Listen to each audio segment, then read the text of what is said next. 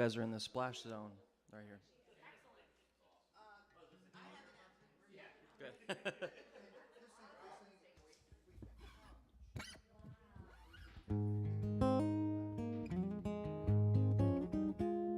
All right. Hello. It's great to be here. My name is Matthew Fowler. I'm going to be playing somewhere between 10 and 12 songs or something like that. So if you're not into it, you can count down how many are left until I'm done.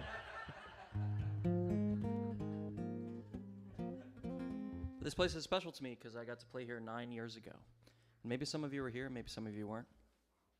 But I'm 29, so I was 20 at the time. And Raleigh showed me a picture, and I was way skinnier. Which is how it goes. I've slowly learned. But I'm playing mostly original songs. I might throw a cover or two in there. But I'll set the scene for you on what my day was. I played last night in Delaware, Lewis, Delaware. I've never been to Delaware before. It's the first time I ever played in Delaware. And I think the tour that I was here on, I think probably I'd only played in a few states, and now I only have a few states left, which is kind of cool. So the past 9 years have been busy for me. Sure. I'm still here. I don't know if you know if we're not in a sold-out theater tonight. I'm not sure if you know that. Right. In my head, it always is, you know. Yeah, it's right. Standing room only. That's true. That's funny.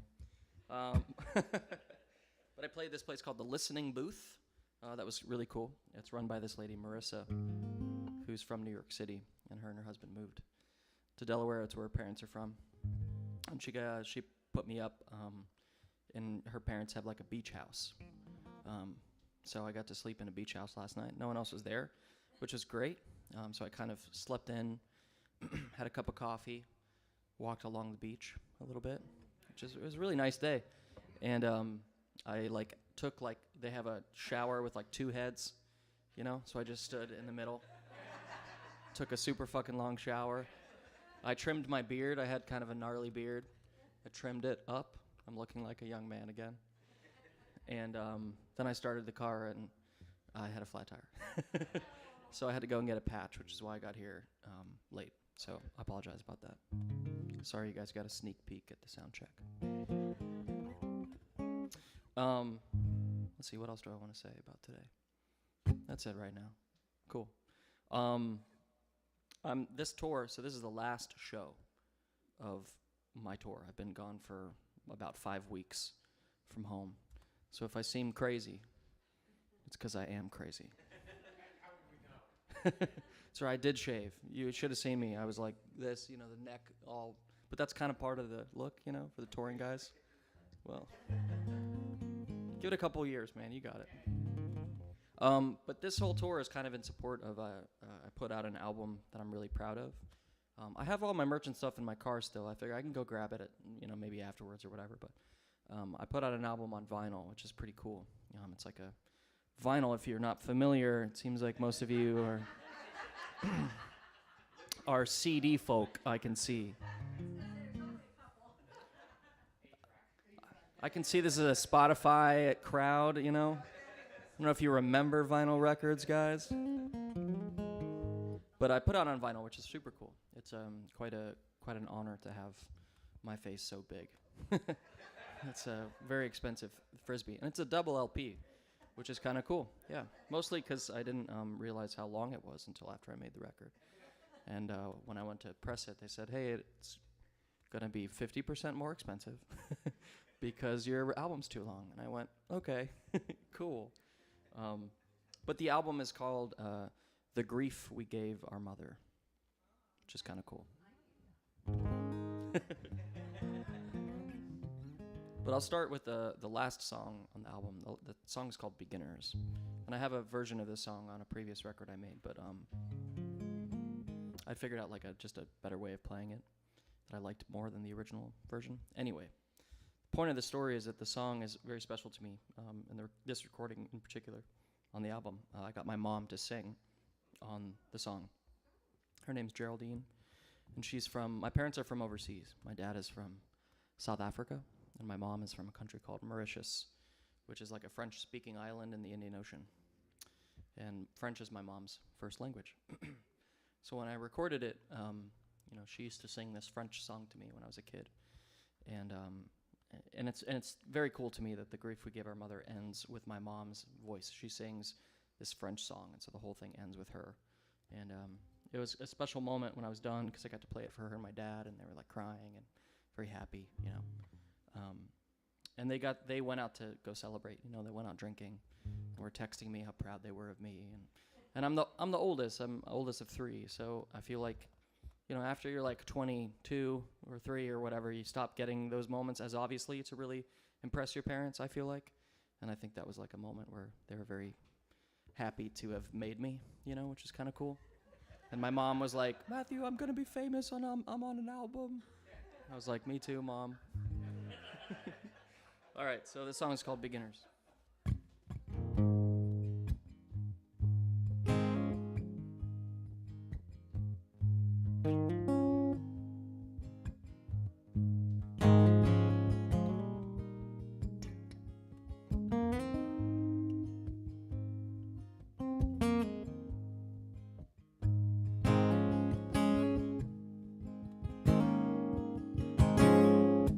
When you are young and love's a dream, floating through a forest tenderly, and there are branches along the way that sometimes make us go astray. But you know that it's the truth when I say that I love you. And I could never tell a lie. We are beginners, you and I.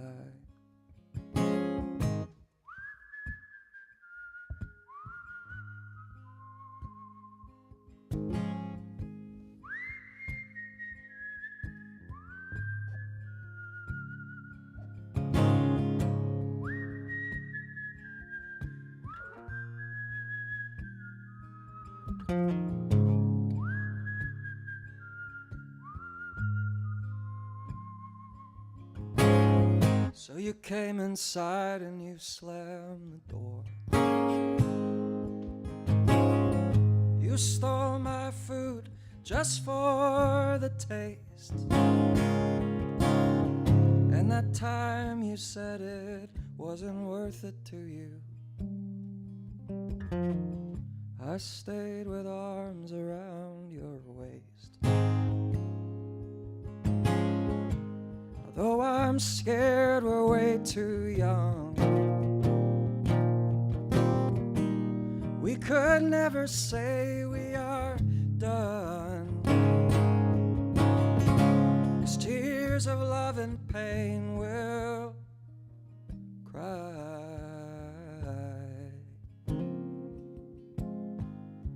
We are beginners, you and I.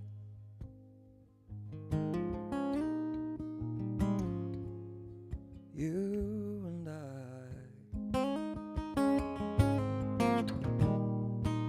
You and I.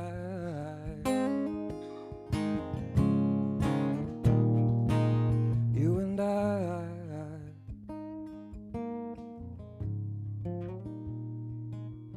You and I.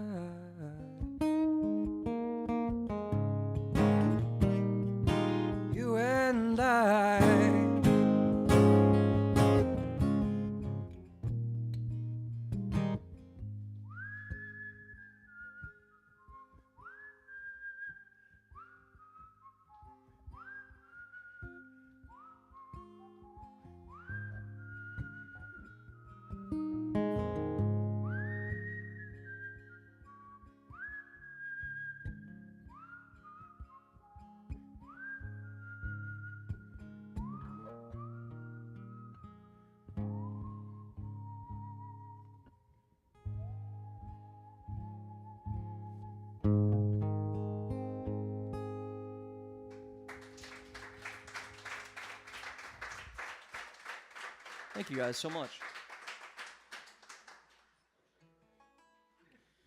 Does anyone have any questions for me? This is super informal. Like physically how? Like this. You know, that's how you do it. Well, when I was a kid, my dad's dream in life was to open a restaurant. So my parents, they went on honeymoon all over the States, and they, for whatever fucking reason, decided Orlando was the spot to settle. And so that's where I grew up. But when my dad, when I was probably like 7 or 8, or maybe 9, he opened a restaurant. It was a small fine dining restaurant. And my grandparents came from South Africa, my dad's parents, to live with us so that they could help take care of the kids. Because, you know, I had the 2 younger siblings, and the restaurant life is super intense. You know, it's a lot of work. So my mom was the hostess. My dad was the chef. My grandma did the salads and desserts, and I was the busboy. And because my grandparents lived with us, we'd hang out, you know, all the time. Big crazy family. We all love and hate each other, you know, kind of thing. And I learned to whistle because my grandpa, when he was alive, was just a really badass whistler. He could, he's like the kind of dude who could like look at something and figure out how it worked, take it apart, put it back together super easily. He was that kind of guy. And he would kind of whistle while he worked. And so when we'd hang out, I just would like be around it all day. He was never like, oh, you hold your lips like this, and you know. But I just, I just spent a lot of time with him, you know, so that's where I learned how to whistle. Thanks, man.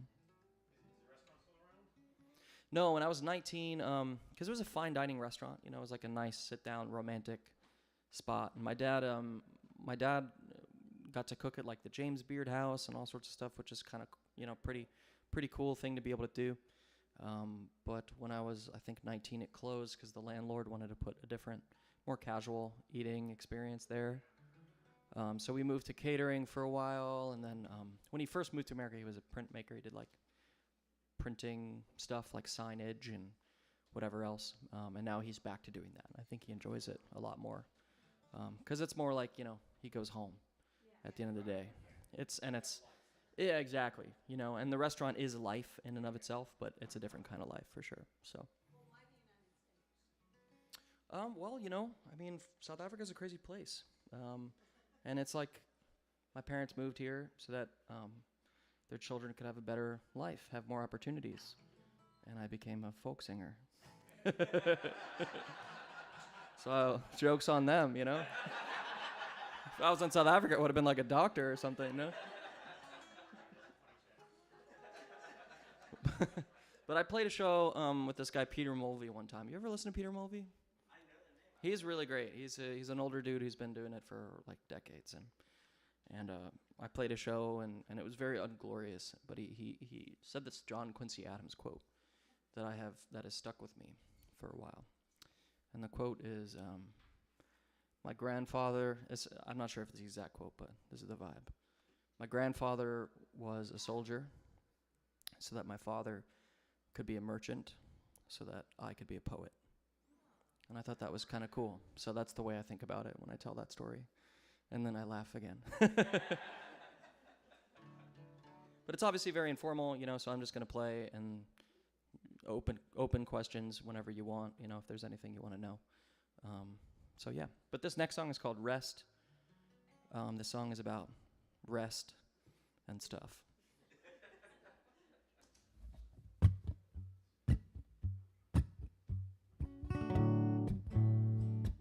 Sound-wise, do I need to do anything different sound-wise? You guys feel okay? It's not too loud, is it? No? Okay.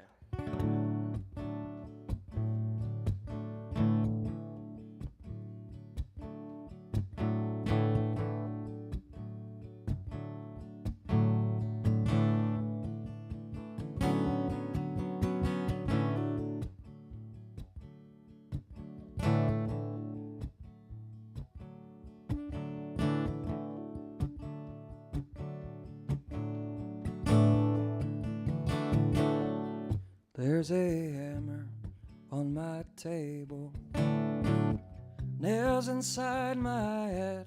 I don't know quite what I'm building. I just hope it's not a mess. I could use some peace and quiet, but all I make is noise. I just wanted some companions to be one of the boys. But everything's how it used to be, the apple tree and the snake. So blame it all on coincidence, chalk it up to fate. As for me, I never lost that feeling.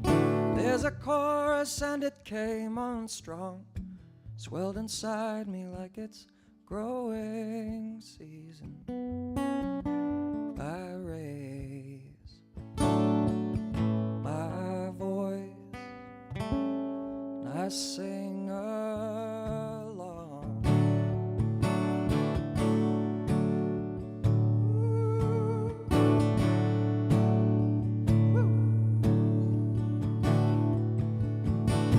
So I've been stumbling through the darkness, trying to find a hand to hold. Squint my eyes for something shining instead of only striking cold. Been getting lost in little moments, find a town and paint it red. And these days I'm treading open ocean, but there's a song stuck in my head. Nothing's quite what it used to be. Everything gets replaced. So write yourself a new recipe or push it around your plate. As for me, I've got a long drive coming back to my home. I'm bound. Saw the clouds like a stage above me. The rain came down, my favorite sound.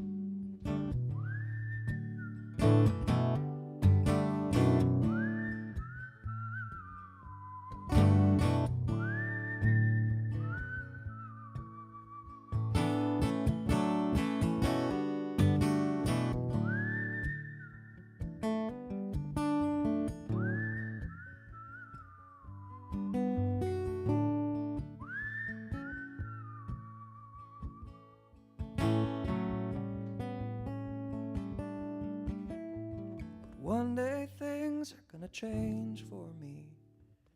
Gone the weight off my chest, calms me down like the swaying seas. I close my eyes and I finally rest.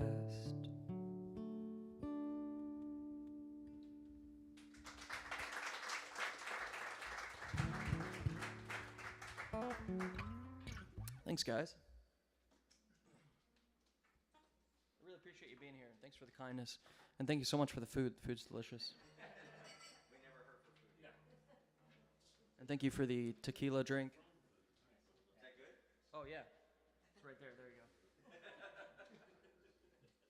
I've had too much of it. I can't see it already. So did your siblings pick up the slack, or, Well, yeah. So I didn't go to college, much to my parents' dismay. But my brother did. He got a full ride scholarship to go to the University of West Florida in Pensacola on a football scholarship. So he played football. And they were the Division II champions that year, which is kind of cool, which is a big deal. And it was their first year as a team. What year was you playing? It's a great question. A couple years ago. I was there in 91.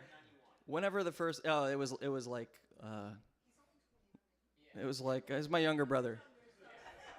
So, 2018, 2019, I'm not sure. I'm not sure. It doesn't seem like that long ago. I think we went over this a little bit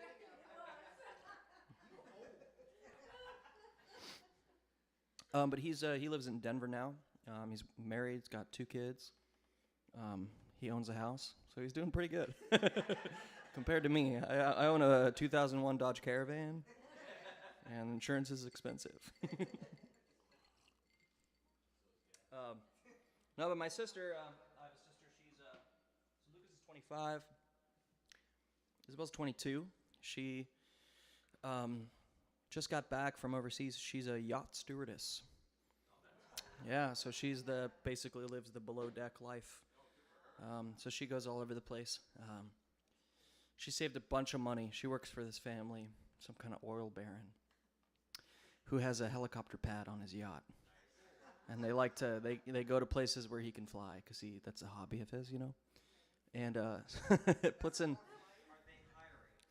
That was an option in life. It seems pretty cool. I mean, she's basically like I don't know, like she's a maid essentially is what she is, But I mean, when they... Me too, but I'm not on But, she was telling me about the job, and, like, they detail the rooms, and, I mean, she's cleaning the place with, like, a toothbrush, it's like a real hoity-toity situation, where it doesn't take 2 hours to clean a room, it takes 6 hours to clean a room kind of thing. Yeah, exactly. And, but she saved a bunch of money, and she went backpacking by herself all over Asia. Yeah, she had a great time, and now she's back in Orlando at my parents' house, so... I'm going to go see her. I haven't seen her in like over 7 months. So it'll be cool. Apparently she's older now. Maybe we'll get along better. I don't know. We'll see how much she's learned. Probably not, no. But I'll probably, just to be honest with you, tomorrow, like I've just been gone for a long time. Tomorrow I start my drive to Orlando. It's about 12 hours from here. So it's a long drive, but not the longest I've ever done. So I'll probably get out of here kind of first thing in the morning. I'm shooting for 5, which I know is early, but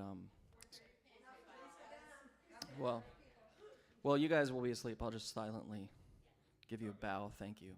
But I would stay and hang out. It's just I haven't seen my girlfriend, and I just don't want her to break up with me. That's the real reason I have to leave. Sister, I don't care about that. My girlfriend, though, she's ready for me to come home, and I'm also ready to go home. Yep. I can't make more of her. But my parents can make another kid, and I'll have another sister, maybe. So if I slink off to bed early after the show, it's because I got big fish to fry tomorrow. All right, well, this song's called Blankets. This is actually my dad's favorite of my songs, because I have a sneaky cameo of him in the tune.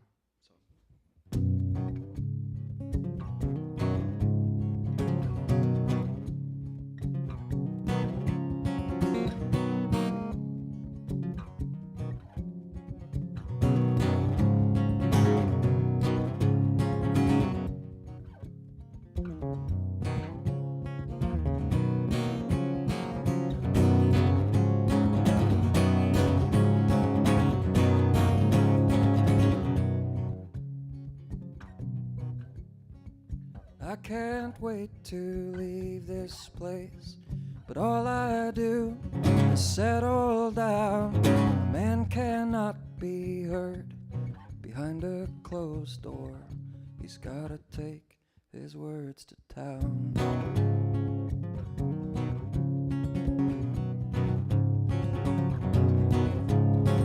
When I was young, I fell in love, and I've been falling ever since, with a way to speak my mind, with broken English and crooked rhyme.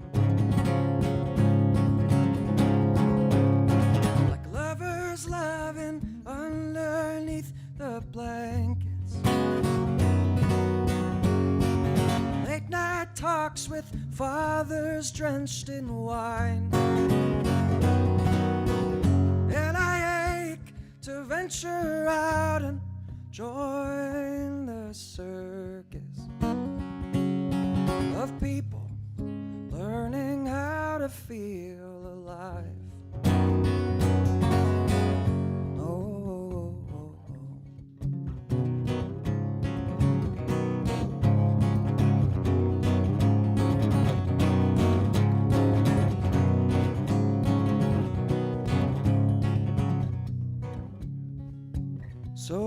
thankful to the poets who gave me ways to feel inside, the frames of reference, songs of passion, to never run and to never hide. And it has been a long time coming, but a change is here. The reasons all have run away, there's nothing left to fear. So I walk to the corner of the station, and I take the train that offers me a ride.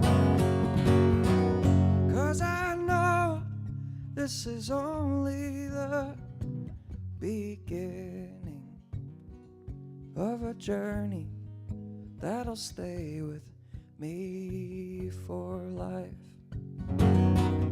It's a journey that'll stay with me for life, and it'll stay with me. It'll stay with me. Oh.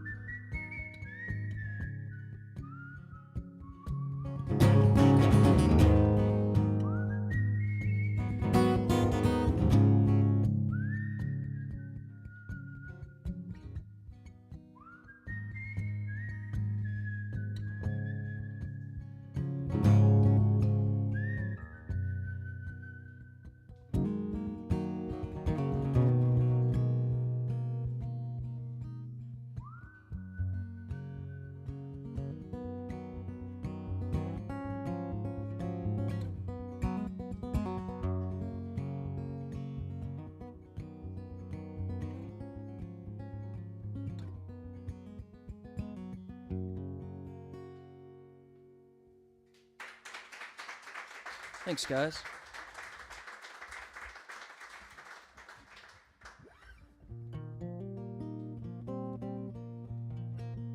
Thank you so much, man. I really appreciate the kindness, guys. It means a lot to me. I don't know what you guys listen to, but hopefully this isn't like the weirdest songs you've ever heard or something like that. I realize I don't write, you know, I played the show I played last night in Lewis.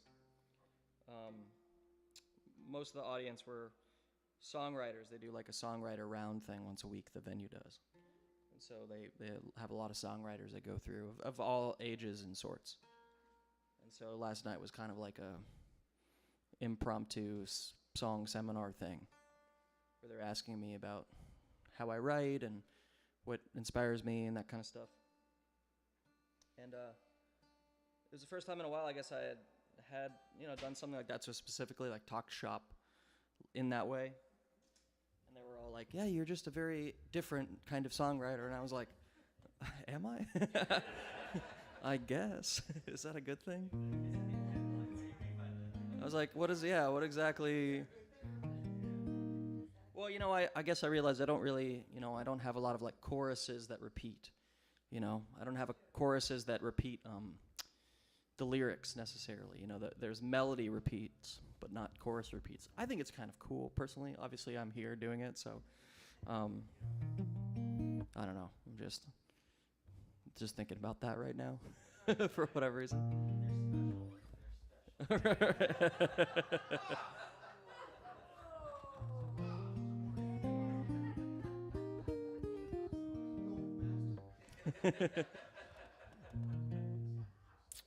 Well, this next song is called Cassie.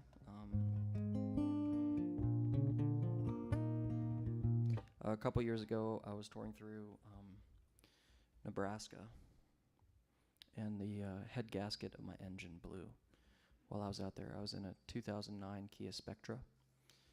Her name was Gloria for the Patti Smith song, if you guys know that tune. And now I drive Lola for the Kinks song, you know? Yeah.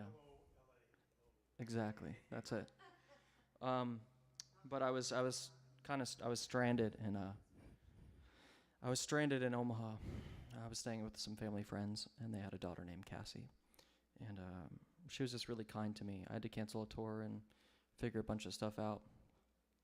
And she just lived a really tough life. Like she, I don't know, she worked a lot and didn't seem like she was in a position to give energy to anybody outside of her world, you know? Not in a way that's down on her, but more just like she had so many things going on and a lot of hardships in her life.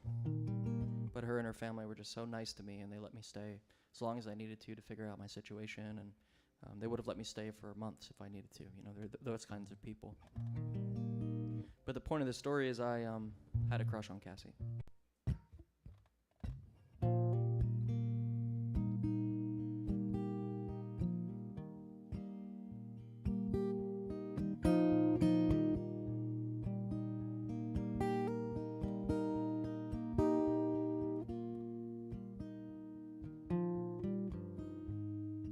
Cassie, I'm glad that you were with me.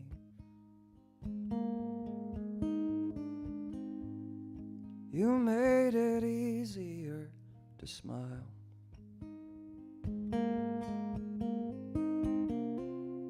Wish you'd leave that man up at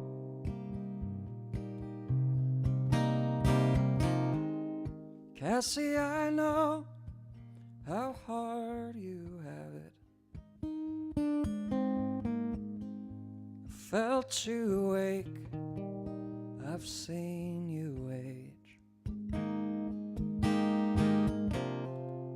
But I could book some shows down in Mexico. Let your hair down for a change.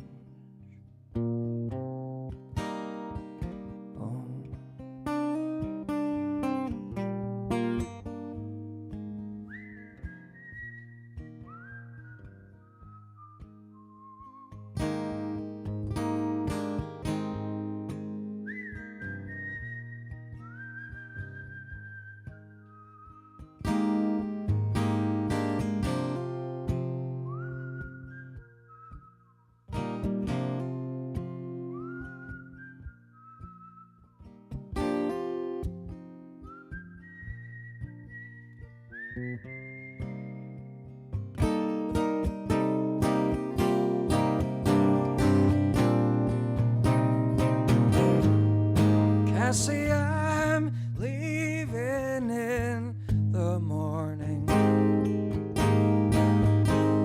Stayed here way too long this time.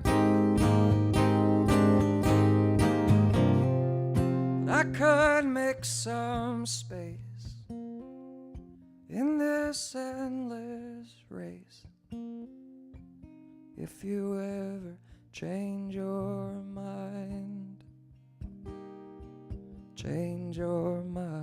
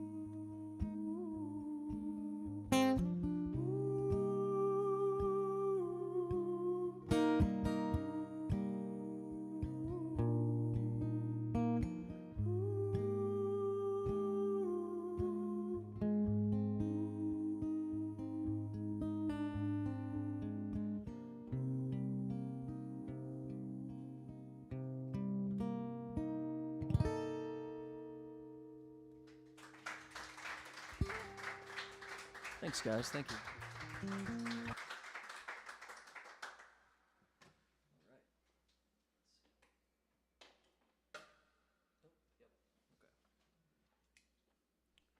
So I see, I guess I didn't notice it last time I was here, but there's a Gainesville, like right close to here, huh?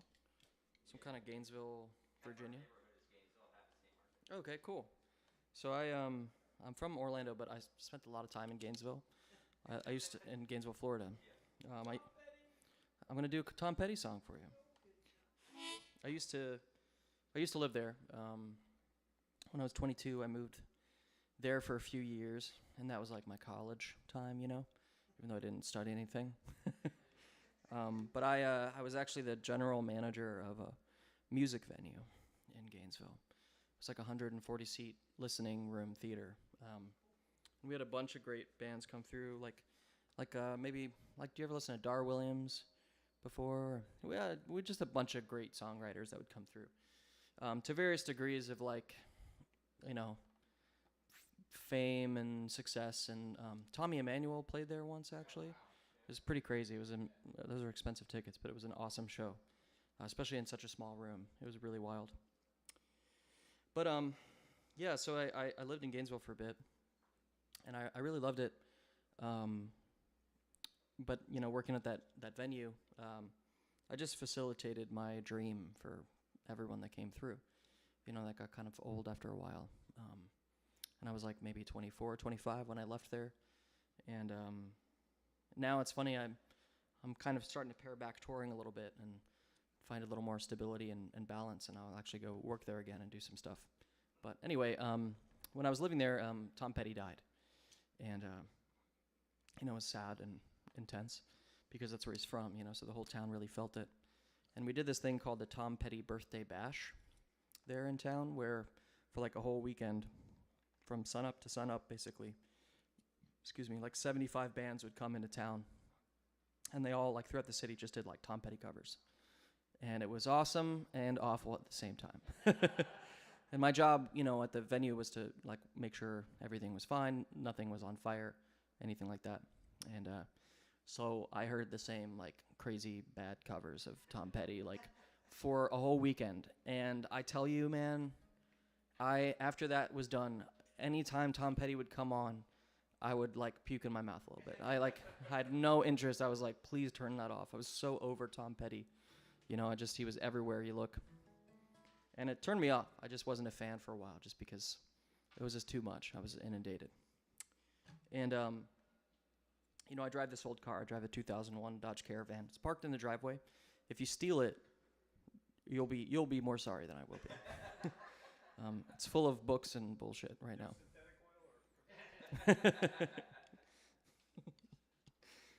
It needs an oil change. How about that? There you go. It was actually stolen when I used to live in Colorado, in Aurora, Colorado, and it was stolen in Colorado. Well, they they used it in a series of armed robberies.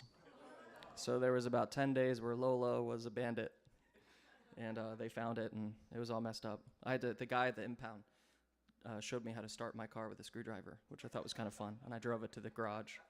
Anyway, because I drive this old car and I have this Bluetooth connector thing that I have to use to listen to anything on my phone, but sometimes it doesn't work. It's on the it has to do with the radio, so I have to change channel. If it gets fuzzy, I change it to a different channel. And sometimes when you're driving through a big city, there's no channel that doesn't have something on it, So I have to succumb to whatever people want me to listen to or whatever's on the radio, which is how I guess we all used to do it, right? Or how you all used to do it. Woo. Sorry.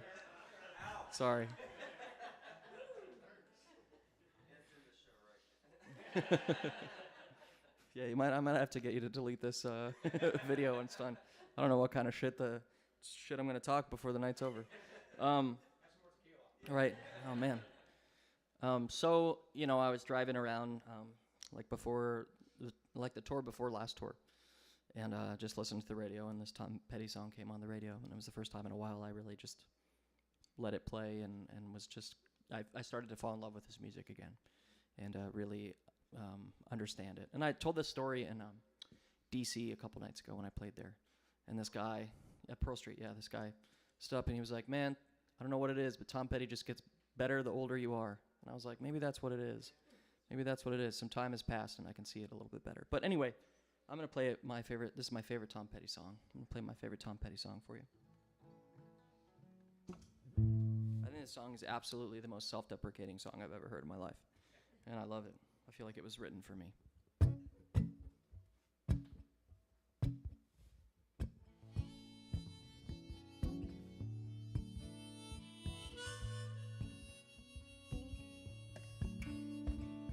Sorry, I don't mean to. This chord's just kind of short, so I don't want to if I'm putting my back to you, I'm sorry. Just wanted to say that. All right. Okay, this song is a self-deprecating song I've ever heard. This is a Tom Petty song.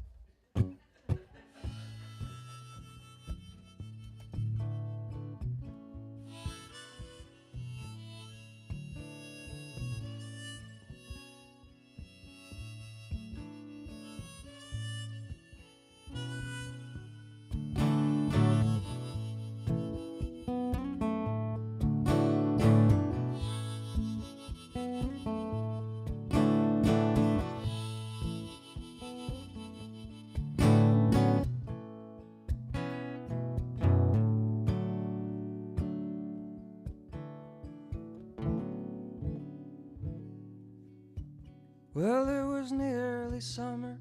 We sat on your roof. Yeah, and we smoked cigarettes and stared at the moon. And I showed you stars that you never could see. Couldn't have been that easy to forget about me.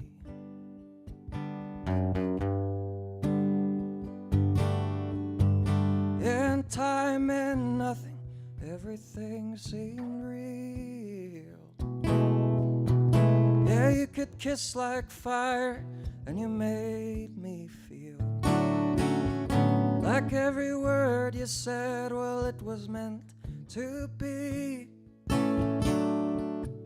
Couldn't have been that easy to forget about me.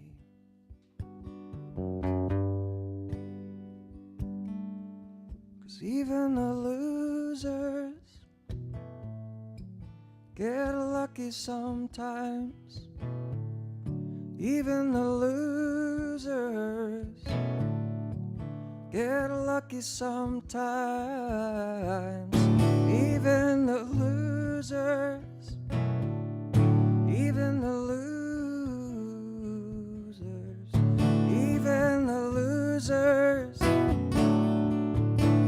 keep a little bit of pride. They get lucky sometimes. They keep a little bit of pride. They get lucky sometimes. Mm-hmm.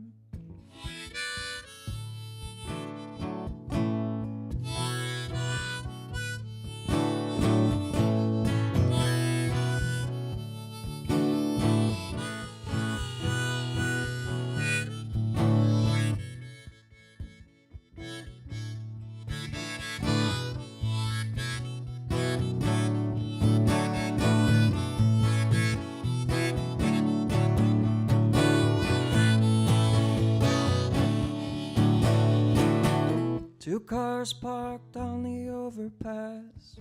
Rocks hit the water like broken glass.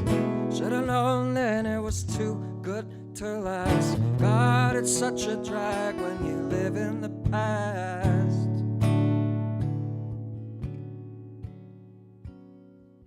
'Cause even the losers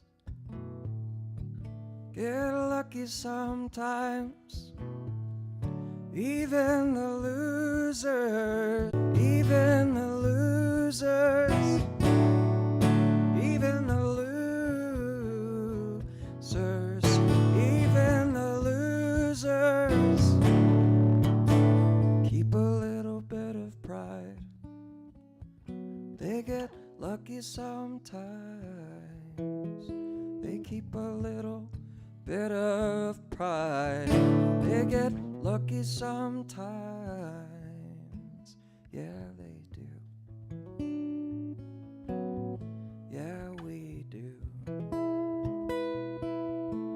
Yeah, they do.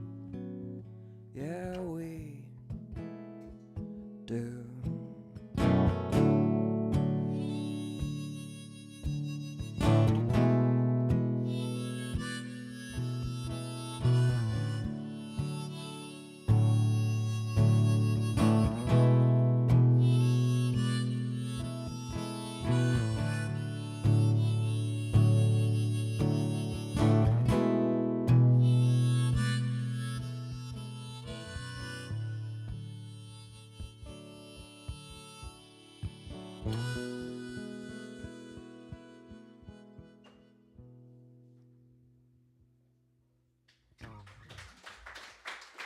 Thanks, guys.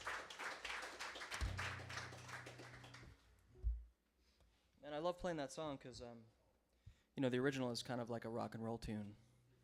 And I think when you start breaking down his lyrics, they're just so beautiful. They really are gorgeous. It's a gorgeous song. And that version sounds a little bit less like getting laid, maybe.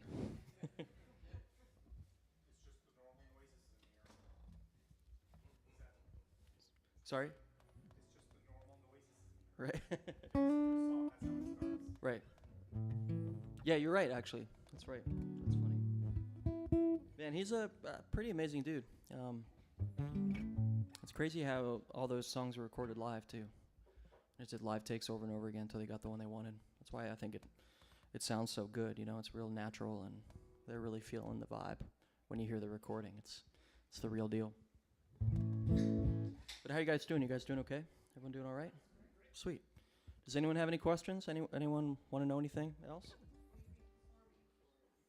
Sorry? Yeah, I've got like 4. I got Gainesville, Jacksonville, Orlando, Tampa, and then I'm playing a show in Boca. I never have. I've never been to Key West my whole life. No, never have. I want to go. I know, it's just a drive down, I want to go. I'm a big Ernest Hemingway fan, and I know he's got like a house and stuff out there. Yeah, no, that's cool. I've actually been You should do the Songwriters Festival down there. what's it called? Key West Songwriters Festival. Oh, okay, cool. Well, shit. You look it up. Sounds like right up my alley. It sounds perfect. No, that's really cool. Yeah, I got to check that out. That's nice. I just read The Old Man and the Sea for the first time. Yeah, it's a really good read, actually. I actually he's good. He's got some. He's like a very. Sorry. He might catch on. Yeah. Yeah. Not too bad, that Hemingway. He might have a future in. I'm surprised Raleigh can read. Oh, he's looking for retribution. All right, Steve. Well, I've been, on the drives, I've been just driving so much by myself that I used to do podcasts and stuff, and it's a little more fun when you have people in the car with you. But I've been touring the last few years so much by myself that I've just graduated to audiobooks. I just pour through audiobooks, and on this tour I've read 7 books in this month, which is actually not as much as I could have, But these days I read shorter books, so I can get more in. But I used to read. I love like sci-fi and fantasy books, and I tear through these like big long books. And now I'm trying to like get back to the basics. And on this tour, I read Night by Elie Wiesel. You ever hear that one? It's an Auschwitz survival story, so it's pretty heavy. But it's the guy who he was Bill Clinton's like advisor on Jewish affairs or something like that, and his story is just like insane. It's like really moving and crazy. He lost his whole family and survived, and it's just a wild story. And what else did I listen to? I listened to for the first time I read Fahrenheit 451, which is really great. Honestly, everyone says oh, you got to read it, and it's just one of those like in the endless sea of classics that I was like, I'll never read it, but I got to it, and I got to say it's incredibly moving. Part 1 especially like really blew my mind. It's like a book when I was reading, I like called my brother and I was like, you got to read this book, He's like, I know, I've heard of it. I read that one. Right now I'm reading No Country for Old Men by Cormac McCarthy. And I watched the movie like a bunch of years ago, But the book is absolutely amazing. They usually are. Yeah, you're totally right. I use Audible, which is like Amazon's like audiobook company. They do, but it's like a membership thing. It's like the one I don't really buy. I steal friends and families like everything streaming, so it's like the one thing that I'm like, I'm gonna spend however much it is a year to get, and I get like 24 credits a year for the membership. So, right, Libby, and I just got a new one. Someone texted me a suggestion on another one, but some of the Audible ones, they have like Audible original ones that are that have like really great cast. Like I read Lolita, which is a very intense book, but Jeremy Irons narrates it, and like it was like quite the read. It was like a really like good performance, and I think I started it because I was driving and I needed like something long form, because you're driving multiple hours a day, 3, 4, 5, 6 hours sometimes, every day, and absolutely. It goes fast, and I used to do the podcast, but I'd have to listen to 5 podcasts a day, and I'm like, it's hard to do, honestly, and retain things. So anyway, I'm almost done with No Country for Old Men. I'm not sure what I'm going to do next. I'll finish it tomorrow on my drive, and then start something new. Cool. Well, I'm going to do some more songs. This song is called Everything That I Could. This was on the Bring a Friend EP. With Reggie. So I wrote this song in a basement in Pittsburgh. Yeah, it was snowing.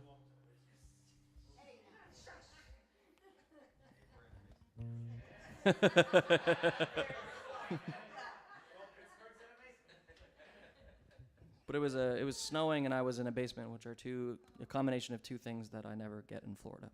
So I was very inspired.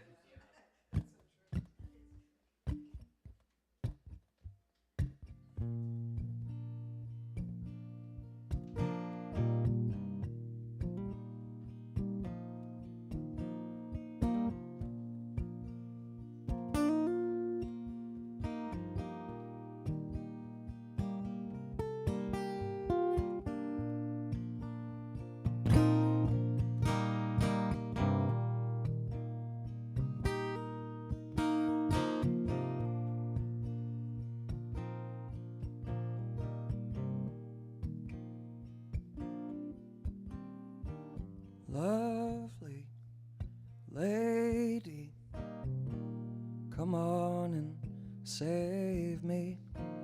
Can't you see I need some relief?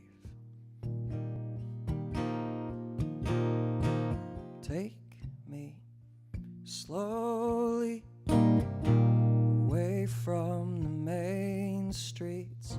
There's nobody that I wanna meet.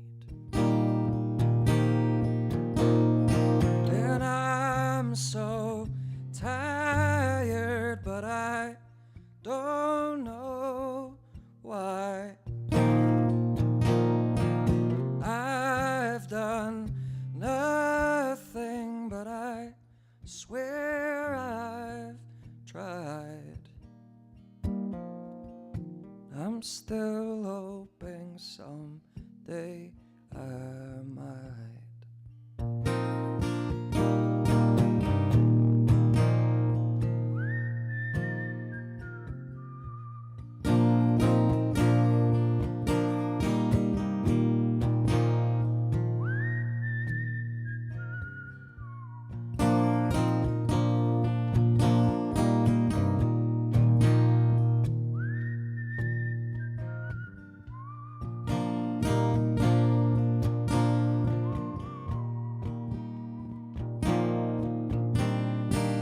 Lovely lady, tell me plainly, is this the best that I'm gonna be?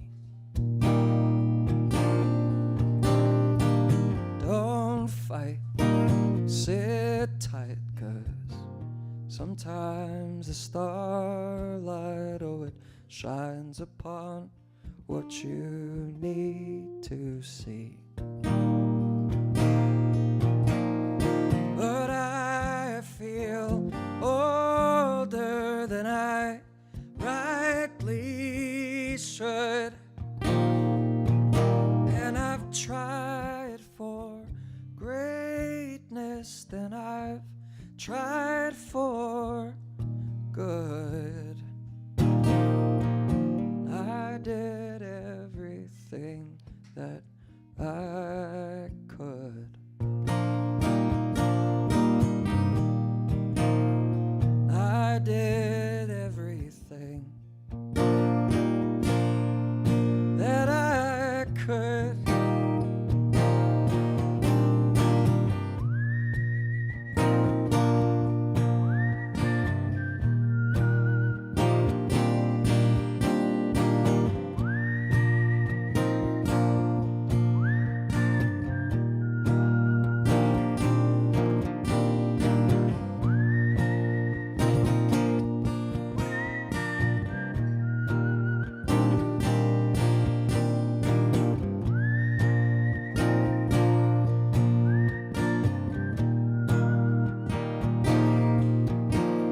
So conscience heavy, man, it weighed me down.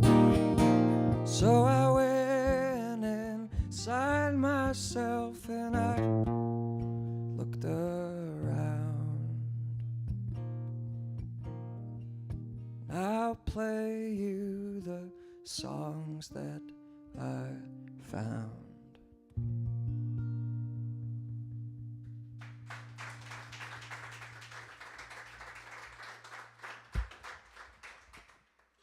Thank you, guys.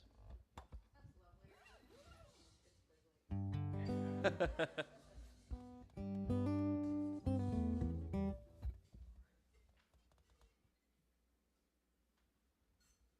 are you going to be playing in Orlando?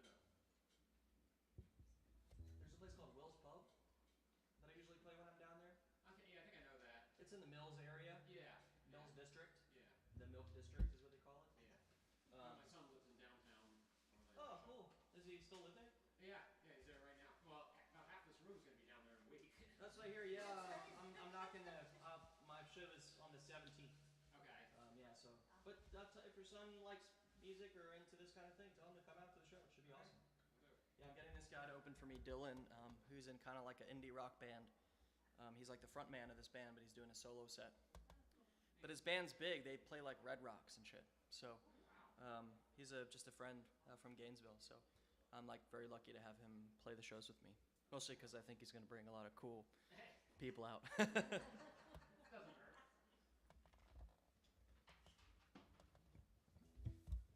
All right, let's see. I'm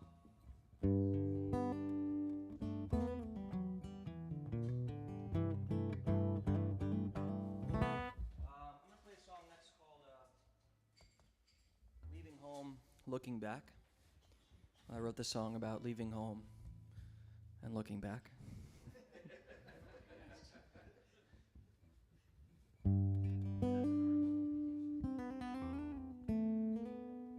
Very Hemingway.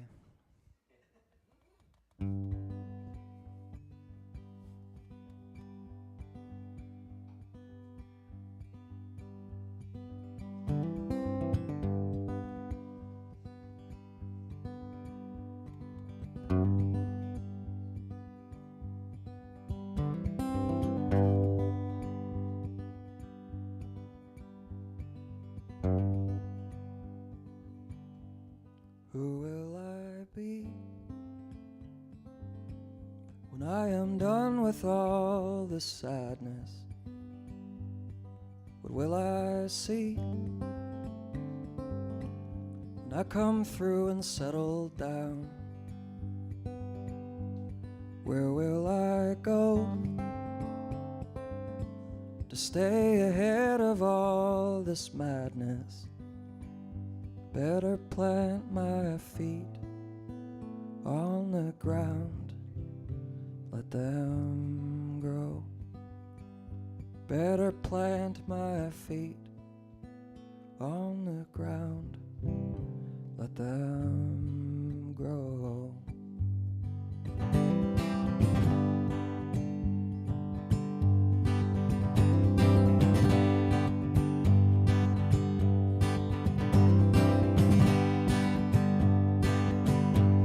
How could I try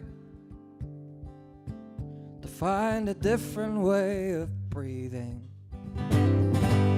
How could I know if I've been wasting all my time?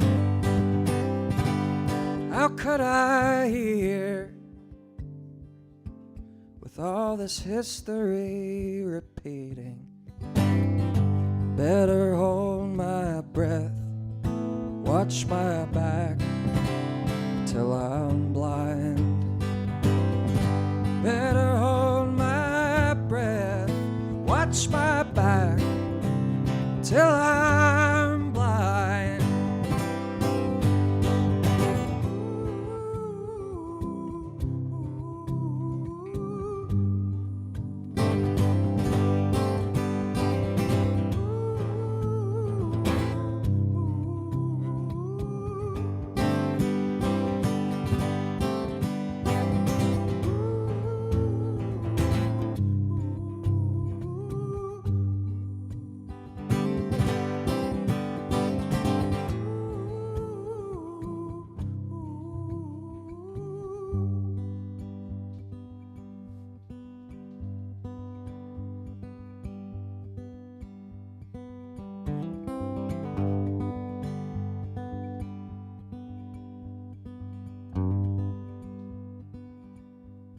And I have not stared at all my visions that were shattered. And I have not dared to let my laurels lay too long. And I have not cared enough for those who really matter. Better fill my car, take a drive, make it long. Write it down, cross that bridge, sing a song.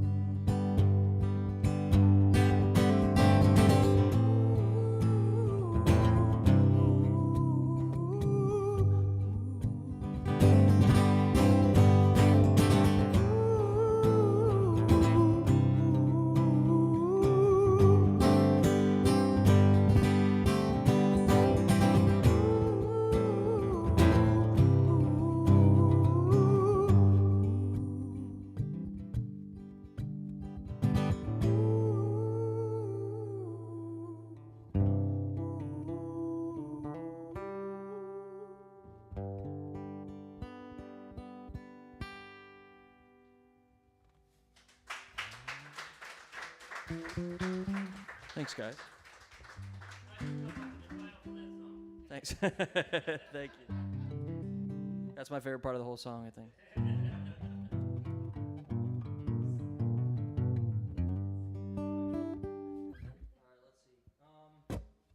want to try something out, if that's cool. I've been kind of writing a little bit lately, so I wanted to kind of try out some kind of like half-finished songs. Is that cool with you guys? Kind of give you sort of an idea of like some of the stuff I'm working on right now. No.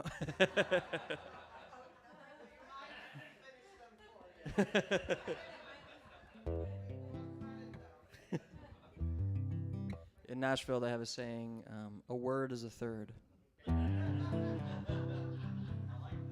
It's pretty good. A word is a third. But I've been trying to do this at the shows because I think, the songs I usually play are, the established tunes, But I get lost playing not the same songs over and over again kind of thing, but more just like when I play bits and pieces of things I'm writing, I feel like it makes me think about them, Like I'll go home on the drive and these are the tunes that are stuck in my head that I work on and want to do things with, and it kind of inspires me to take risks a little bit more. And the more that I play like the bits and pieces of it, it kind of informs how the rest of it goes. And I realize like, okay, well actually I want to add another line here or change this word because it doesn't sing as well as I wanted it to, or that kind of thing.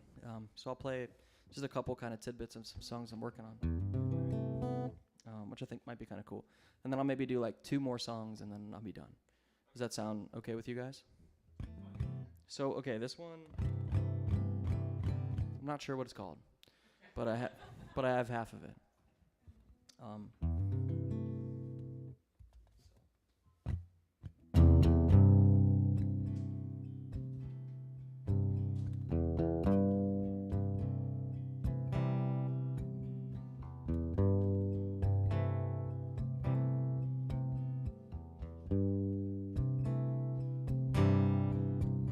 There's a space I've been adding on to. There's a song I cannot write. Make it known if you see it here. And I have grown far away from how I feel. Let's make love this time. It's the New Year's, baby. Does this sound alright? I'm too close to it, I can't hear. Are you scared to try? You don't hold me, baby. Another year goes by. Are you closer to your dreams?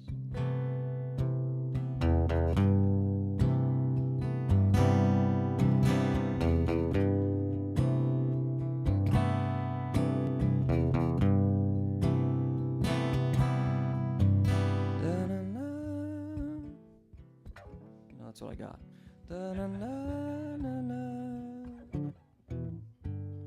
So that kind of thing.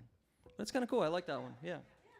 It's kind of sad, obviously, like all my other songs. But like the first chorus is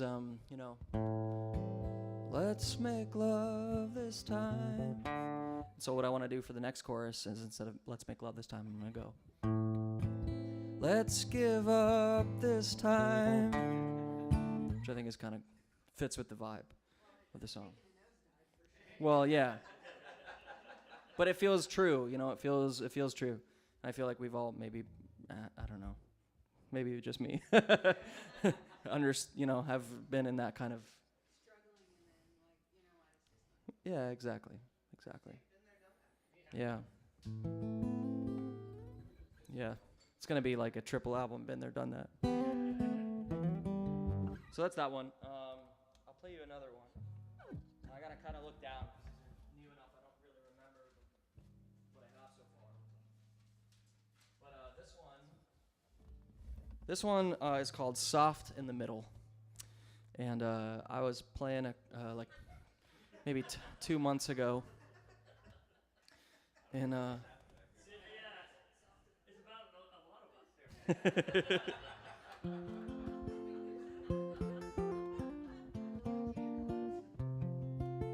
this song goes out to all the boys in town. But I was a few, I don't know, maybe like August or so, I was playing, I had a show in Iowa, and I played in a town called Elkader, Iowa. I'm not sure if anyone's been there. Doesn't seem like anyone ever goes there. No, but it's a really beautiful town, actually. It's like on the river and small population, but like, 2-street kind of town with some houses around it. But I kind of had the day off the day before, so I rolled into town early, and I was playing at this, it's called the Turkey River Cabin Concerts is the thing. And in the summertime, people in Iowa, they go real hard, and they do like events outdoors like all summer because most of the year it's frozen over, you know.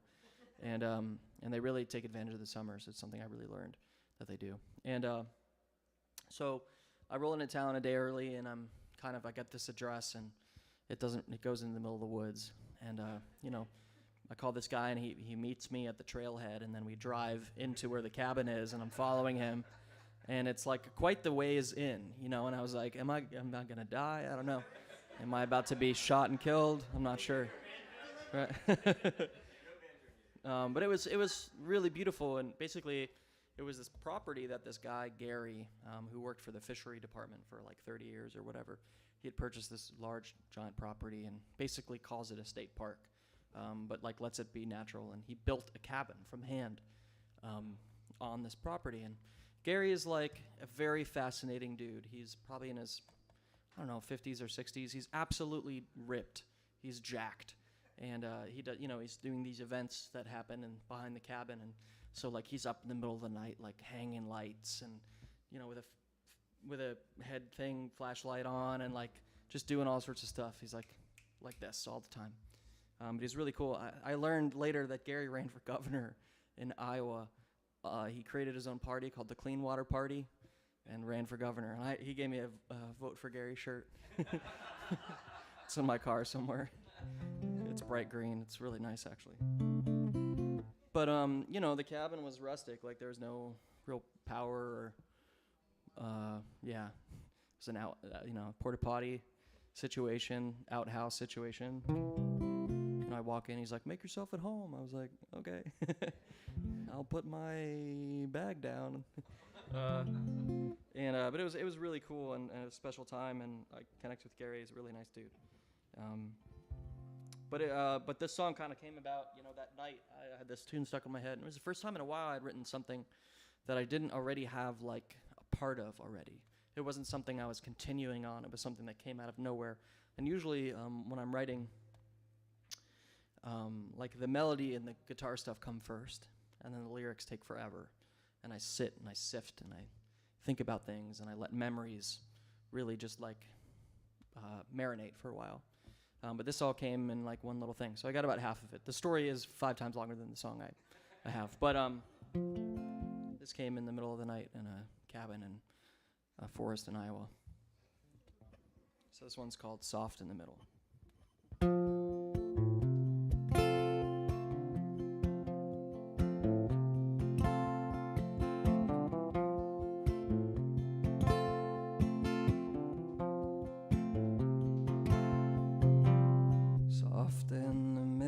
Driving around, dreams to be found, dreams run aground. Love me, always fist I will pound. Gone for the summer, push on the brake, plan of escape, heartbreak to fake. Slow blink, it's over, song still to make. I'll stay awake every time I feel known. I forget what I said. Another night on my own, when I could be in your bed.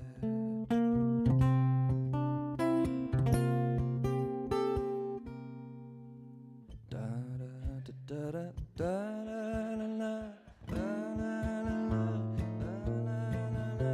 So that one's kind of cool, I think. It's a little peppier than I usually write.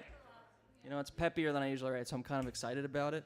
But I have a couple ideas, I was thinking, like recording-wise, it'd be kind of cool to make it like, almost like an acapella. You could do an acapella. Soft in the middle, driving around, do some harmonies. Da da da da, boom chick, boom chick. So it's like, it's the.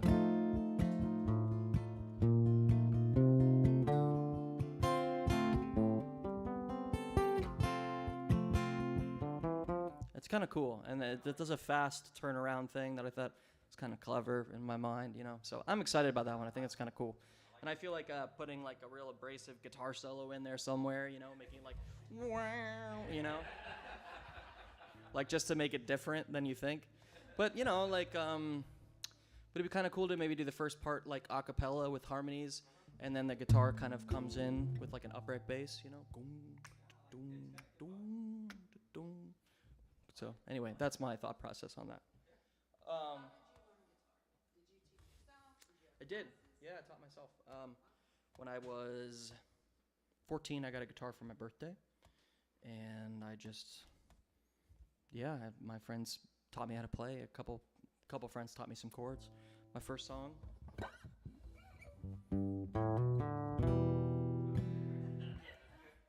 Wish you were here.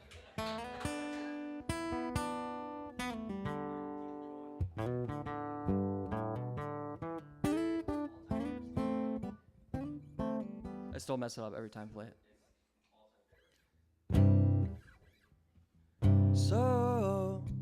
So you think you can tell heaven from hell, blue skies from pain? Can you tell a green field from a cold steel rail, a smile from a veil? Do you think you can tell? Did they get you to trade your heroes for goals, hot ashes for trees, hot air for a cool breeze, cold comfort for change? Did you exchange the walk-on part in the war for a lead role in Cage? That was cool. Let's do it. How I wish you were here. We're just two lost souls swimming in a fishbowl, year after year, running over the same old ground. And how we found same old fears. Wish you were here. Anyways. Learned how to play guitar when I was 14. That's the answer to your question. Thanks. That is the greatest first song that I ever learned. Does anyone else have any questions?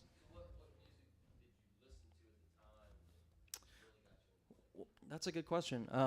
So I was I was always like the music kid, you know. I really loved, like, I didn't play sports, you know, but I was into music, you know. I did rowing. My dad was a crew coach, like rowing coach, you know. So I did rowing, but you know, it's mostly just because my dad was the coach, you know, that I was into it. And I was in good. I mean, it's a great sport. I still, you know, because I grew up going to all the regattas and stuff. Because he coached for a long time, and my mom did all the apparel. But yeah, man, I just was like a huge music nerd, you know, from 10 years old probably. My dad, his favorite band is his two favorite artists, Frank Sinatra and Dire Straits. And my mom's favorite band is The Cure, and like Depeche Mode and that kind of stuff. Well, she's from like an island, and so there's that, and then there's this like weird mix of just like Sega music, which is like traditional Mauritian music, which is just, it's almost like, it's like kind of reggae. It's very islandy, you know, like weird beats and stuff like that. But I just loved all sorts of stuff, and my parents are they're like this. Like my dad built a bar in our patio. Is a bar like this. He's a great guy. He's a chef, so, you know, we would have parties and people hanging out and drinking and whatever all the time. When I was a kid, my mom used to make me sing the Hercules song to all the people who would hang out and get drunk at the house. You know, like when I was like 4, she'd be like, "What is that song called?" It's I don't know. I don't even know anymore. But they would make me like stand up and sing, and so like it was like music was a huge part of our lives, and I just became super hyper focused. And I was, you know, but my parents didn't really listen. Like they didn't listen to like Led Zeppelin and stuff, because, you know, my dad was in the he grew up in apartheid South Africa. And so even what they had was like different, like he loves Queen, but that's like not, they didn't get a whole lot of rock and roll. It was just like the major stuff, you know? So I like started discovering stuff on my own, and I got really into Bob Dylan, because I just thought it was cool. And then from there I got into like the band and Van Morrison and all that kind of stuff, and that was like really in there. But I think what really changed the game for me is when I was like 14 or 13, I heard Ray LaMontagne and Damien Rice and this guy Glenn Hansard. Glenn Hansard is an Irish singer-songwriter. There's a movie called Once, if you ever heard of it. It's also a play. But if you haven't watched it, you should watch it. It's this Irish dude who just sings these songs. And Ryan Adams, I really like Ryan Adams. I just never knew that there were still contemporary artists making that kind of music. Because in my mind, acoustic kind of songwriter stuff was like 60s, 70s, that kind of stuff. Cat Stevens, Simon and Garfunkel. I was a huge Simon and Garfunkel fan. And I just didn't know that people were still doing that kind of thing. So once I learned that people were doing that, and I had all this like modern, early 2000s like songwriter stuff that I could like soak into, it really changed, all the nodes in my brain into like, holy shit, people are doing this. This is like not something that's died 40 years ago. So yeah, exactly. Honestly, because I'd always sung. So as soon as it wasn't like I got a guitar and then started singing, it was like I learned to play guitar so that I could sing while I played guitar, and then when I started just writing songs after learning 2.5 chords, and then here I am. Yeah, so that's the long answer. Yeah, sold out of Raleighs. But yeah. So anyway, I'll play another kind of half song for you. This one, I don't really have a name for this one either. This one I kind of like. It's kind of interesting. It's a little different. I don't know what I'm gonna call it yet. Not sure. I might not be able to see it, but I think I can. So it goes.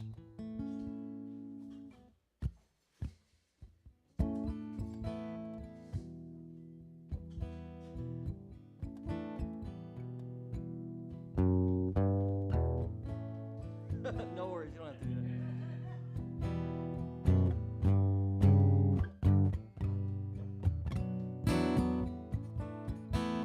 You're lucky it's only half a song. So it goes. My mind is filled with human things, books and booze and gardening. I soak in my discovering shame, my true calling.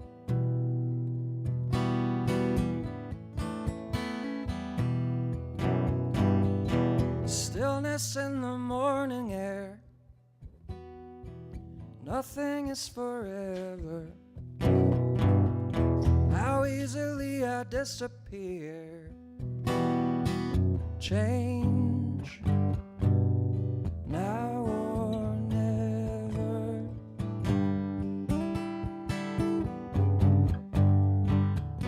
And I don't wanna be late, but in my head it's raining. My mind is filled with simple things, love and fate and dying. So that's all I got.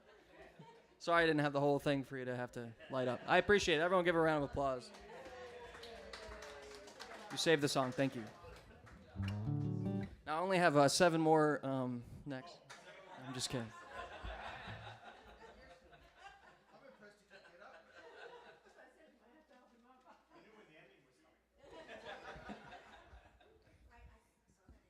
It's all that pickleball training. So I'll just do one more and then I'll play like a song. But this one is maybe the most fully fleshed out. I just got to sit down for, 2.5 afternoons and really just finish it. But I played some of these for my brother when I saw him last, and this is the one he liked the most. This one is called In the Blink of a Wandering Eye.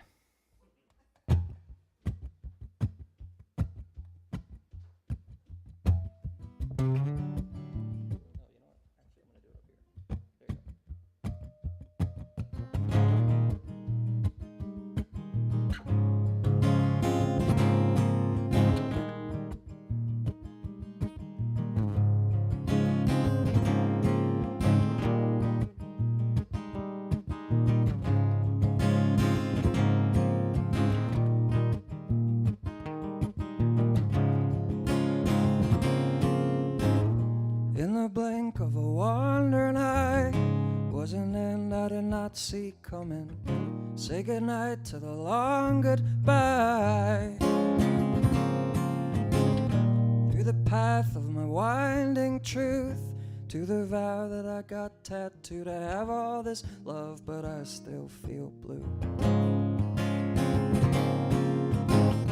Talk louder, 'cause I'm screaming in the face of a silent clue. Speak power to my feeling, fake you're fine, and I will fake it too.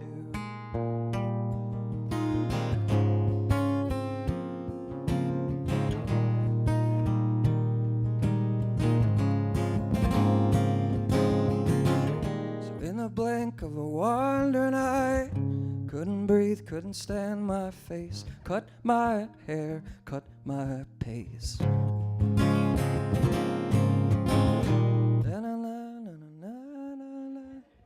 So that's all I got of that one. But I like that one too. Thanks for letting me do that. I appreciate it. Yeah, those are the ones that I, really like. I'm excited about.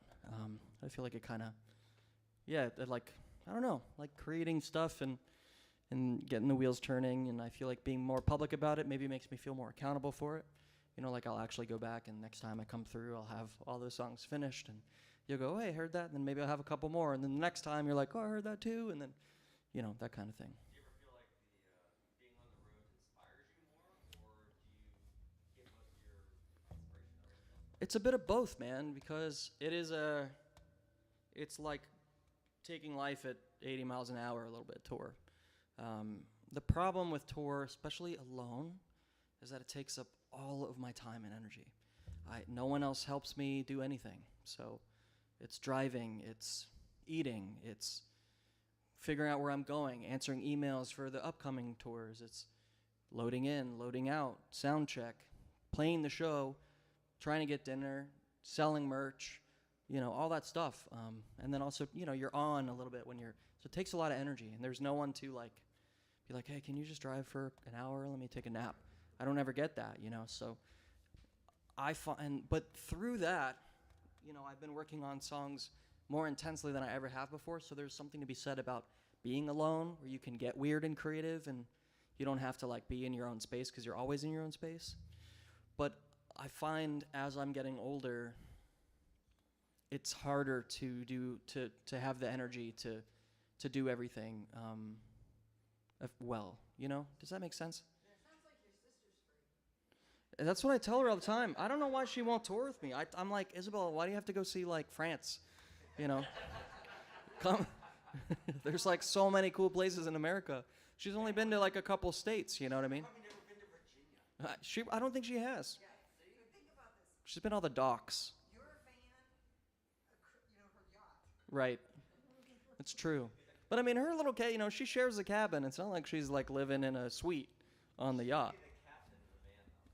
Oh, I don't think so. Definitely not. Definitely not. She won't have to clean it with a toothbrush. She won't. No. I mean, the van is a nightmare right now, but I do keep it clean 99% of the time. It's just hard after a while.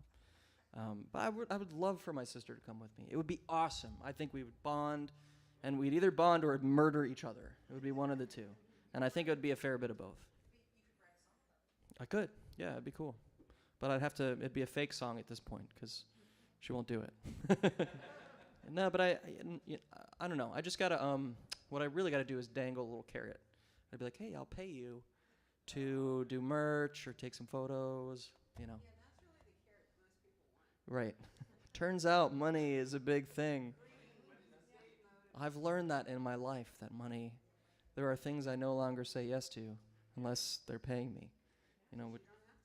Yeah, that's true. It sounds obvious, but it's a big lesson that I've learned. I used to say yes to every single gig, every show I'd say yes to.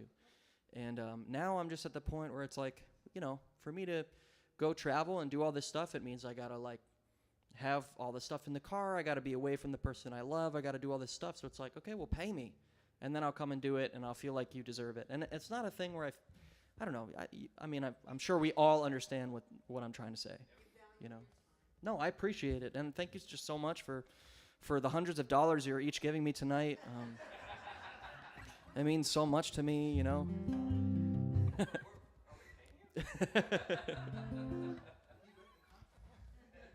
Yeah, I got one free drink, right? He said free drink is all that's on there. $300 a night room you're staying. That's true. That's true. Or maybe it's 4. No, but you know the tour stuff, man. It's so, you know, to be perfectly transparent, it is so all over the place, financially. I mean, I've played shows on this tour. One night, I made $60 playing a show that I thought went amazing, and it's not even like anyone was slighting me. It's just how much was collected, and that is what it is. And then the next night, I played a show, and I got paid $600, and I was like, this show sucked, you know? Like, it was fine, and it went okay, but the other show is one that I would play more often, just because the people were more engaged. It was just more like artistic. It was like what I came out here to do, you know? And so it's really crazy to go back and forth and have the money have very little to do with the experience, you know, which is really odd. And I'm sure that, I mean, I know, you know, because I do photo and video work sometimes too when I'm home, and that's the same thing. Like, the coolest jobs very rarely are the best paying jobs. It's always like the ones that, like, why are you even hiring someone to do this? And they pay you more money than you would have ever even asked for, you know? So it's just weird sometimes. It's super all over the place. So anyway. Well, I think I'm gonna do maybe 2 songs, maybe 3 songs. Does that seem okay to you guys? Are you guys feeling tired or winding down? You want me to do? I don't want to like make you listen to my feelings longer than you want to. I'm not leaving, so. Well, I'll do kind of a serious one next. That's true. Seems like we'll be here all week. I'll do one. The song's called "Going Nowhere." I grew up across the street. I might actually. I don't know if I should tell the story because there's a camera on my face. But no, you don't have to. So anyway, well, I grew up across the street from this girl. Her name's Courtney, and she was kind of always the girl that I loved. You know, she was just like cool. We went all the same schools together, and I just like always had a thing for Courtney. And she's really kind. Her family's awesome. Friends with my family, that kind of thing. And she's a great person, just super nice and cool and pretty and all that stuff. And so when there, you know, eventually we ended up going on a bunch of dates together, and I was like super happy because I was like, it's everything I wanted. I'm going out with Courtney, and my parents were like, oh, are you seeing Courtney? You know, it was like a thing. You know, everyone was happy for me. And I'll never forget, we went to this restaurant called the Rusty Spoon, which no longer exists, but it was in Orlando on Church Street. So it was like right in downtown Orlando, like cool part of town. And I used to work there. I would do cover songs on the weekends when I was like 18 or 17 or something like that. And so I knew all the waiters and waitresses and the bartenders, and they were all cool. So we went to dinner and sat down at the table, and you know, it was the kind of thing where like they brought me food, they brought us food and wine because we were, you know, they knew me, and like the waiters and waitresses were like giving me the thumbs up behind her back and stuff like that. It was a good time. But she broke up with me at dinner. Yeah, I was also there. And yeah, so she broke up with me at dinner, and she told me that she needs in her life a partner that believes in God in the same way that she does. And I was like, wow, that's powerful, you know.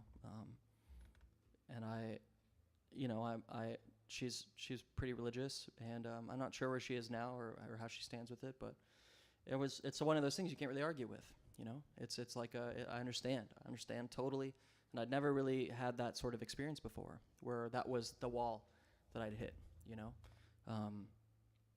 Like I'm not, yeah. So it was powerful, and I kind of that sifted with me for a couple years. I thought about it for a while, and I wrote a song about it. So the song's called "Going Nowhere."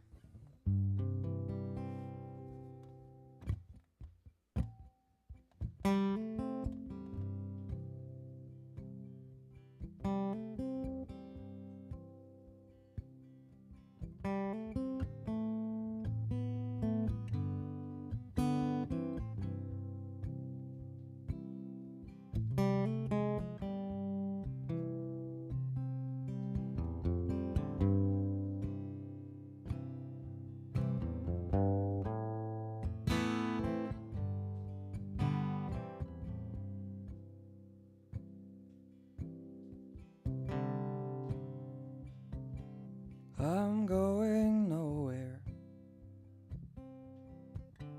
That's the lie I told to you. And your eyes told me you knew that we were going nowhere. So here's to hoping that we find each other's best, and we stay strong through the rest instead of choking.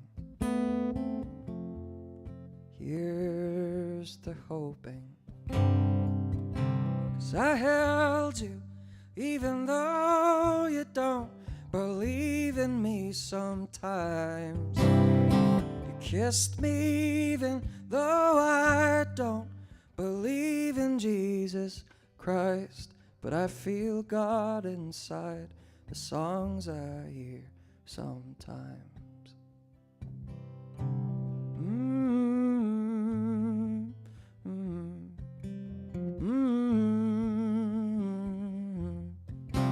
Da da da na na. Oh.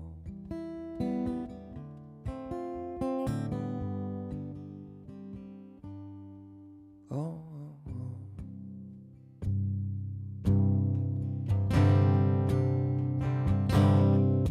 On the table, I had nothing there to hide, but you left me broken, blind, and you put it all on the table. We're growing older. I have come to understand that it never goes as planned, and I try again, 'cause we're growing older. I held you even though you don't believe in me sometimes. Kissed me even though I don't believe in Jesus Christ, but I feel God inside the songs I hear sometimes. Na, na, na, na. Na, na, na, na. Ooh. Ooh.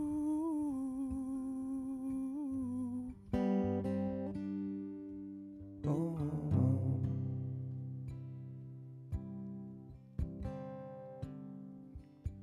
So I'm going nowhere. That's the lie I told to you, and I hope one day it's true. But for now we are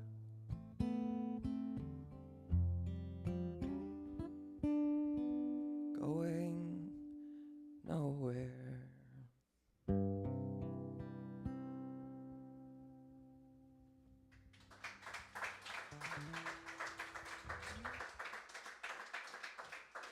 Thanks, guys. I hope you know it's not like an anti-religious song or something like that, you know. I hope you understand the sentiment, you know, where it comes from. Please don't send me any hate mail.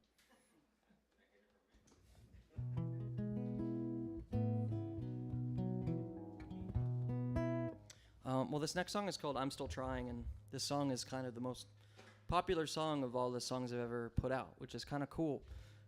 Not to be like cool numbers guy, but on Spotify this song has almost 5 million plays, which is kind of crazy to think about, you know? I don't think it's bought me a tank of gas, which is so sad, you know, honestly. It's sad. I feel like my parents are more sad about it than I am, you know, just because, you know, they've had to see me, you know, try so hard over the years, but yeah, absolutely. Well, mostly it's just it's nice to remember that, you know, I do this because it's important to me. You know, I do this because it helps me feel like I can connect with like myself in a poetic way, or, you know, it's my creative outlet, you know, and the fact that anybody else can connect with it at all is astounding to me. You know, it's really not lost on me how crazy it is that I've gotten to drive around the country and meet people like yourselves that are cool all over the place, and you know, on songs I made up in my head. It's really quite crazy. So I really appreciate you guys being here. Thanks for the kindness and the respect. I hope you felt respected as well tonight, because I have so much respect for you guys for supporting people like me and the other acts that come and play here, and just for being open, not knowing anything about me really, and just, you know, letting your heart be open and listening to what it is that I'm saying and playing. So it means a lot to me. Thank you so much. But the song's called I'm Still Trying.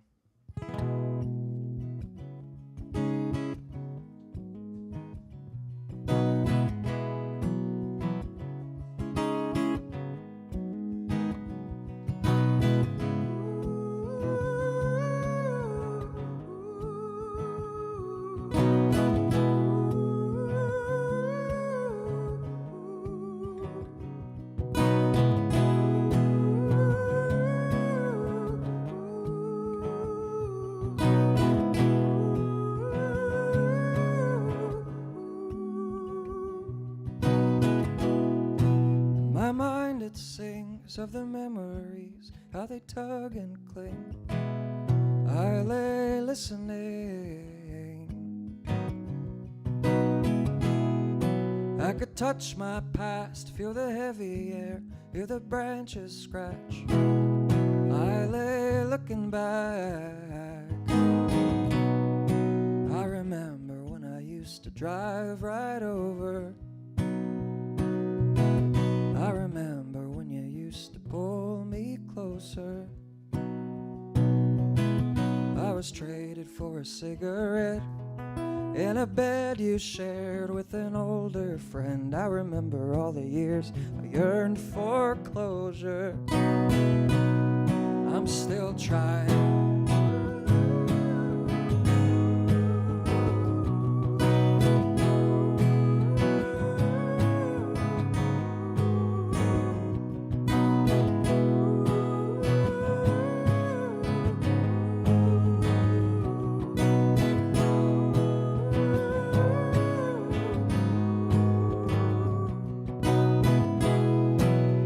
Wish I knew why I barely call, why I'm short with you. I shut my eyes and kid you grew. So I've learned with time all the bonds you build either live or die. And I've come to carve away my pride. 'Cause I remember when you used to call me brother. I remember when you used to climb on my shoulders. We would lay out in the sun to dry, have a heart to heart from time to time. I remember all the grief we gave our mother.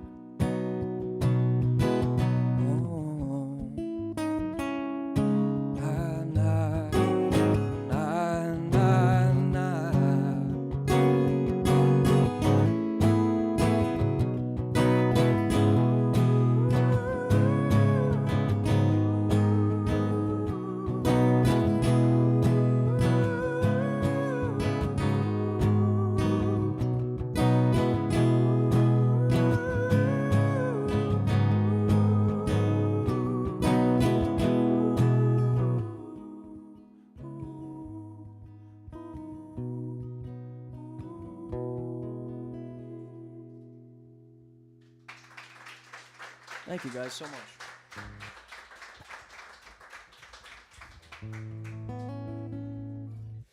So I'm just going to do one more. I'm going to end on a cover song.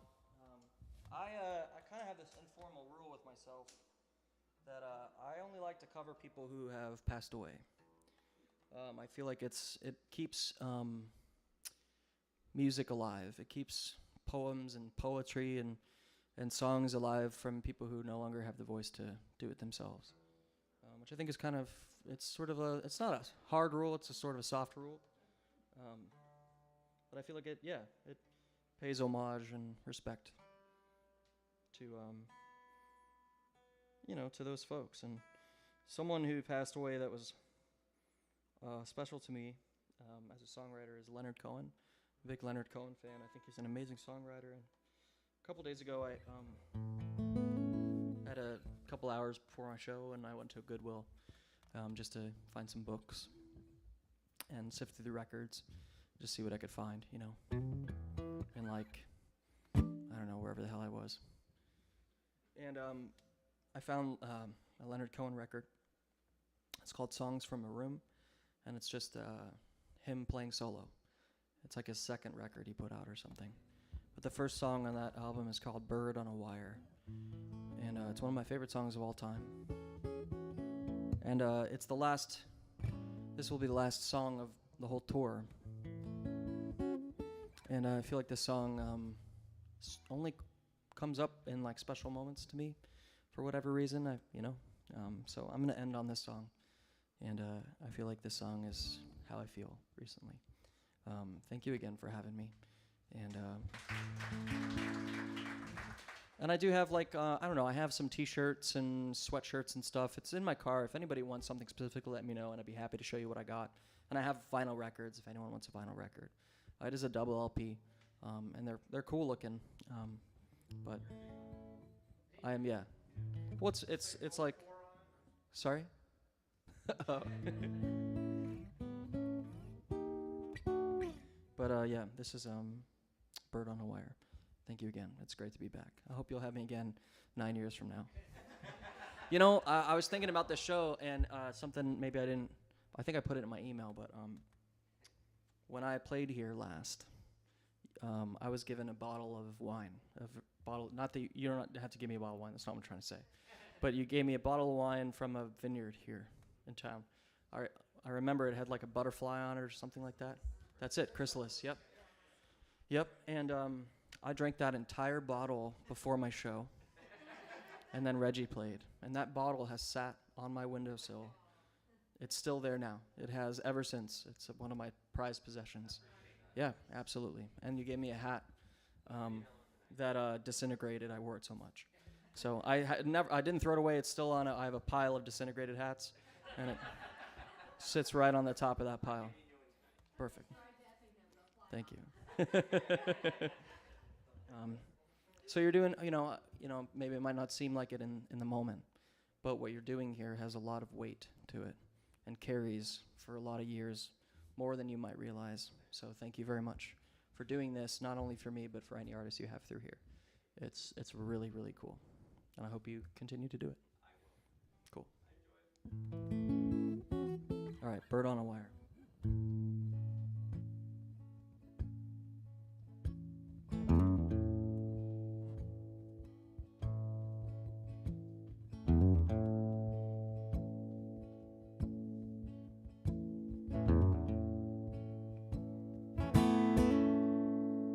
Like a bird on a wire, like a drunk in the old midnight choir, I have tried in my way to be free.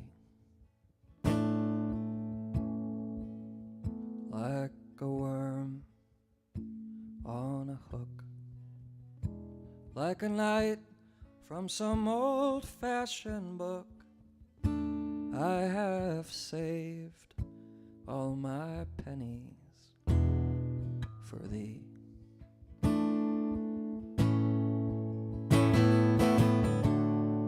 But if I'd been unkind, I hope you can just let it go by.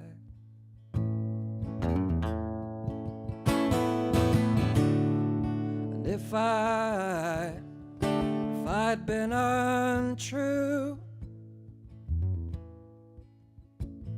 I hope you know it was never to you. Like a baby stillborn, like a beast with his horn. I have scorned everyone who's reached out to me. But I swear by this song, and I swear by all I've done wrong, I will make it all up to thee. I saw a beggar leaning on his wooden crutch. He cried to me, "Hey, you must not ask for so much." And a pretty woman leaning on her darkened door, she cried to me, "Hey, why not ask for more?" It's like a bird on a wire, like a drunk in the old midnight choir. I have tried in my way to be free.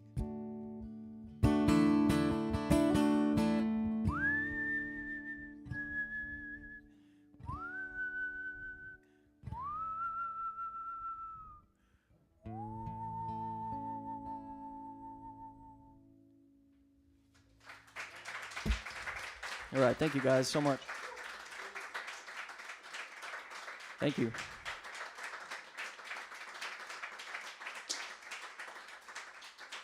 That was super fun.